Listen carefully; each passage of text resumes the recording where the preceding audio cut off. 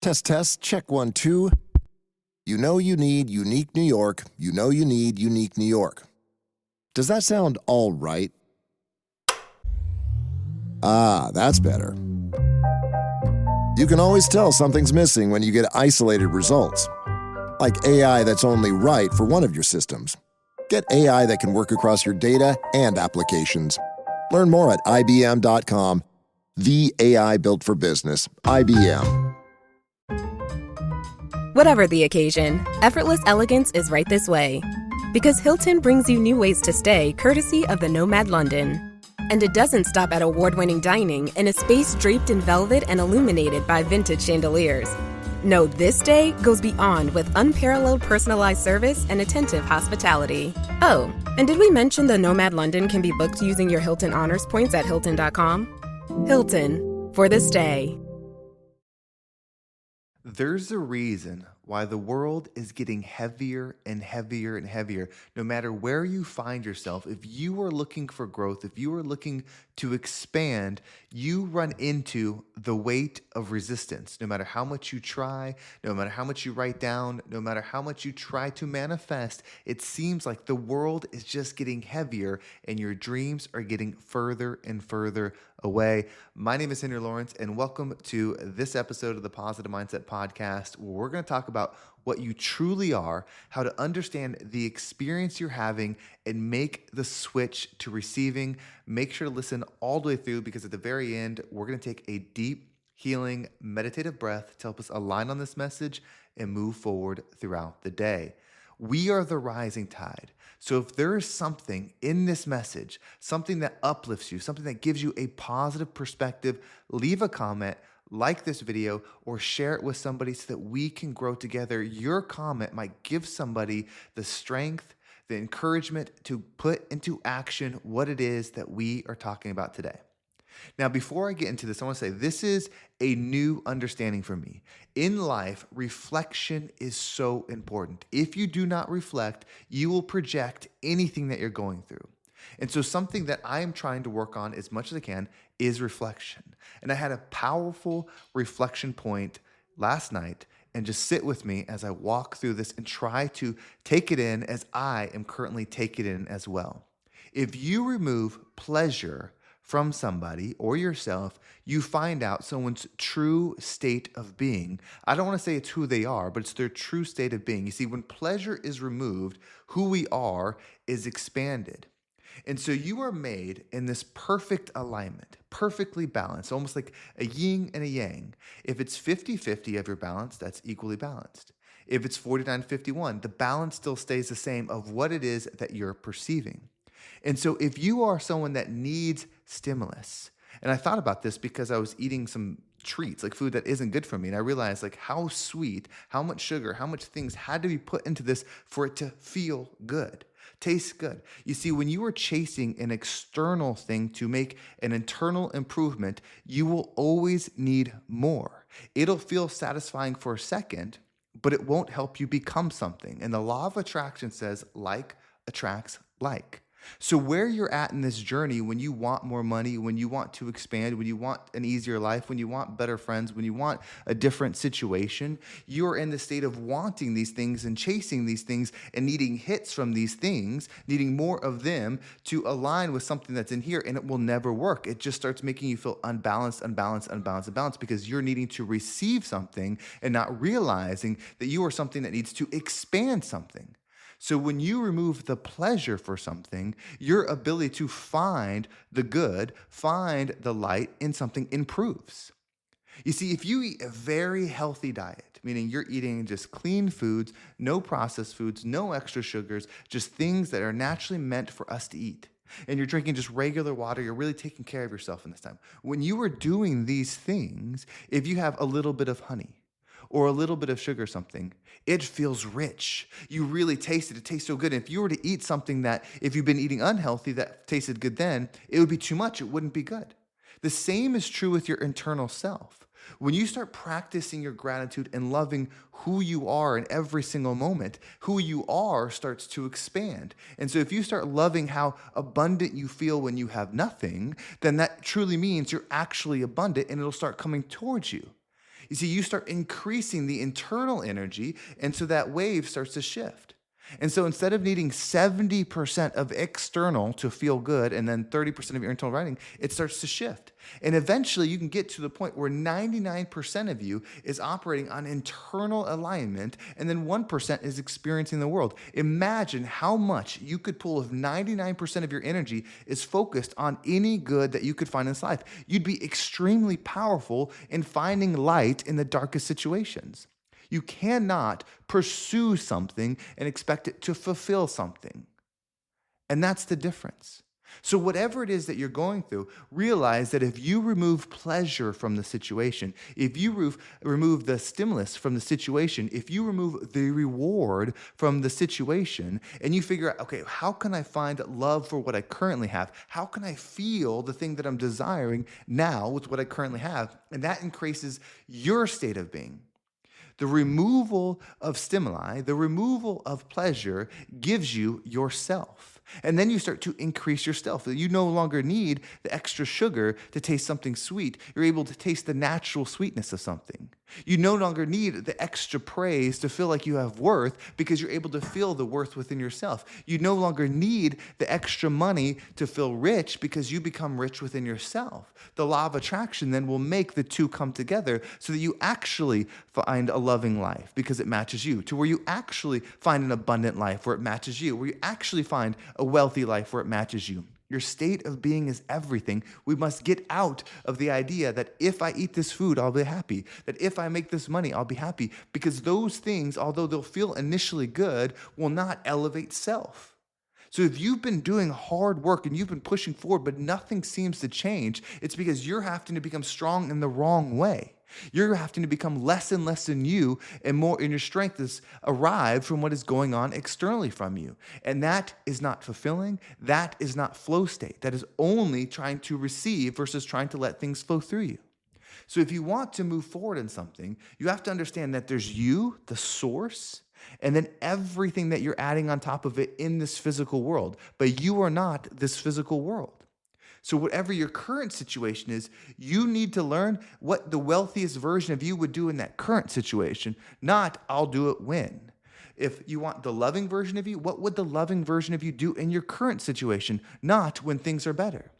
When you start doing that, the world will shift. When you no longer need anything, you have everything because you realize you have yourself, which is everything. You are consciousness. You are the creator of this experience. That's why these episodes and the way we build a mindset and a self-dialogue or self-talk in our head is so extremely important. When you talk about yourself in a certain way, always, then you become that version always. But those conversations in your head when you're trying to say, I am wealthy, and then it creeps in and says, but no, you're not. You show it with action. You rewire. You say, no, I am wealthy, and this is what the wealthy me does in this situation. And you do the thing that the billionaire version of you would do in this situation, right? Because they are them absent of the external thing. So you are you absent of the external thing. And you have to learn, how can I get pleasure without adding pleasure? How can I get abundance without adding abundance? How can I get wealth without adding wealth? When you do that, it starts showing itself because the magnetism of the two things cannot resist. So in your situation, the path to $1 million is there. In your situation, a path to a happy life is there. In your situation, a path to a happy body is there. They're all there. They're all present. You can't see them because you're disaligned with them, because you're forgetting that you, if you had that result, if you were that millionaire, if you were those things, you wouldn't be thinking like you're thinking now. You would be in receiving. And so we have to step into that and switch the balance. I think this yin-yang of perfect balance has so many different meanings, but one of them is, are we fulfilling on ourselves or are we fulfilling on external things? And we only have so much experience points, or whatever you'd want to call them, to do it. And if there's 100 experience points, if you're putting those points onto the sweetest foods, the sweetest results, the sweetest people, the sweetest things outside of you, then you're moving your experience points away from you, which is not giving you the power to expand. But if you pull those back and you find the sweetness within you, the joy within you, the abundance within you, then those start to expand. You have to understand that you are consciousness first, experiencing everything else, and that includes your thoughts, it includes your heart, includes your body, includes all of those things, and the world. So you have to switch that consciousness to finding those things within you, which is the creator of this experience. And when you start doing those things, you no longer need the pleasure. That is why discipline is such a powerful way out. Gratitude and discipline are the two tools that you can use to accomplish anything. Discipline, meaning I'm locked into a state of believing, action, and thoughts. And then the consciousness, of course, is going to see those things. That's why it's so important. And then the gratitude is what that discipline is attached to, because you can be disciplined to bad habits. You can be disciplined with negative thoughts. So we want that tool, that discipline tool, and then gratitude, which is a way of motion that's tapping in. And then our consciousness experiences all those things and then prints it out into this world, so then you receive them as well. You cannot receive or perceive differently than you are. So it's so important to think, okay, I have this many points. Where am I getting my feel goods from? If I'm getting my feel goods from the food that makes me feel good, it's probably not going to create the body that makes you feel good. If you're getting your feel good from the ideas and the thoughts that make you feel good, then it's probably not going to make your soul feel good. You have to realize that those things are within you, and it comes within you first, and then allow the thing to come to you. That's why your I am statements are so important. That's why your vision board is so important. Your perfect day, all of those things are so important. And most importantly, your identity of self is so important. It's why it's what I'm focusing on so much, because I have habits to break. I have desires to break. Yes, I'm going to have the houses, the yachts, the cars, all those things, but I'm going to be attracted to them in a sense because it's what I am, not what I need. I don't need those things. I only need to be myself. And I'm shifting that version of myself and stepping into a next level that can receive on next level. That brings my heart, my soul, my spirit, all of those things to the next level in the highest way. And so understanding that in your darkest moments, which is what I was, food is one of the number one things I struggle with. Food and then taking risks. Those are the two things that I have opportunity in, and I am expanding, and I am learning to be a high caliber risk taker that knows that they can put themselves in a risky situation, figure the fuck out, and then solve that situation. That's who I know I'm becoming. The other one is discipline around what I'm eating. I'm very cognizant of my thoughts, but around the food, that has been a struggle point for me, and I was having a misstep. I was eating food that wasn't aligned. I had locked in to 0 sugar for 2 months, and it changed so much. It changed the cravings. It changed how food tastes. It changed all those things. I locked it in until a holiday came up, and it messed me up. I started adding a little sugar here, a little sugar here. Oh, it's okay. I'm eating with my calories, stuff like that. But then the snowball started. And last night, I was eating a dessert that was not in my alignment, that was not in my food pyramid, that was not in any things I should be eating. And I'm eating it, and I know it's bad for me. And I'm thinking, and I took this bite, and it tasted like I could just taste the sweetness, and it was so good. And then I thought, well, if I was describing this to somebody who would like it, how just gross it would be to describe that way. That there's so much sugar, so much sweetness that it's like an overload, but that's what I needed to have a dessert. And I thought about where I was when I was eating no sugar, how I would never even be able to enjoy that thing. It would have been too sweet. And I realized that I was using this pleasure wheel to needing more and more and more, and that the truth of self is separate from that. It doesn't mean you can't enjoy those things, but they do not serve you. Whether it's the sugary treat, the sugary thought, the sugary money, whatever it is, those things do not serve you. And so reflection is so important. And I thought about then, I was going to make an episode, but it was too late. I thought about then, Niall, reflection is your way out. Those that don't reflect project. So if I'd have been sitting there in projection mode, I would have thought about the stress. I would have thought about everything I had to do, everything that's going on as to why I was eating that food. But I went into reflection mode and thought, I am sent from God. Like I stepped in my highest energy. I am sent from God, as we all are, with purpose. And these distractions are taking me away from the purpose that I will naturally float to. I will naturally go to these things. I will naturally become the most wealthiest, the most successful, the most vibrant version of myself by putting into myself, removing pleasure, locking in the discipline. How can I learn to enjoy a carrot the same as I was that Cinnabon? How can I learn that? Discipline, gratitude, the fact that I have the carrot so readily to eat, that it does so many things for me. The grilled chicken, right?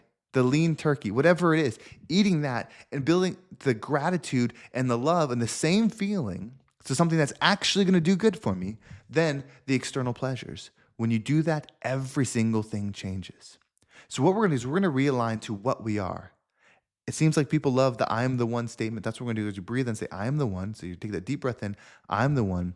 And as you hold your breath, visualize yourself doing the difficult things, but loving it as if it's the pleasure things, right? That's true self-love. When you decide what something is, when you decide how something feels, when you decide what something can do for you. Are you ready? Let's go ahead and take that deep breath in.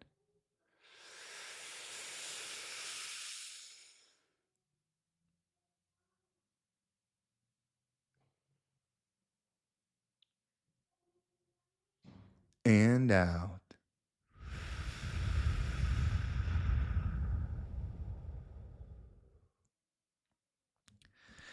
Everything is happening for you. Everything. Giving up the pleasure, giving up those things will only serve you. It's hard to see. It truly is because on paper you can say this stuff isn't that bad. And it's not that it is. It's that you're that powerful and that you're that great, that something that isn't that bad pulls you down because of how amazing you are. If something's a net zero, right? It's not bad, it's not good, it's just a net zero. But you're 100, when you put in that zero with you, it still brings you down, even though it's not that bad. You have to understand that these things that we're saying are not that bad, we're equating that to negative, but we are not negative. We are the highest frequency of things that exist on this earth. And so we cannot allow pleasure to bring us down because we're in a pursuit of growth, a pursuit of self, and becoming the rising tide that lifts all ships. Well, thank you so much for watching. I hope this episode was impactful and gave you a different perspective on whatever it is that you're going through. If you haven't already, you need to subscribe to my email list. There's a link down below. I send out an email every single day with an easy to follow exercise aligned with this episode. So you can dial your mind in every single morning. It takes just a few moments and you can move through the day with that positive mindset. I also have a lot of really cool, really exciting stuff coming out. And the first place you'll hear about it is as a subscriber. So if you subscribe to the email list, you will get invites, you'll get special video content, so many things that are coming right there for somebody that wants to be an identity shifter, that somebody wants to elevate themselves, whether it's health, wealth, or happiness, all are available to you. Well, thank you so much for watching. Have a great day, and I can't wait to talk to you next time.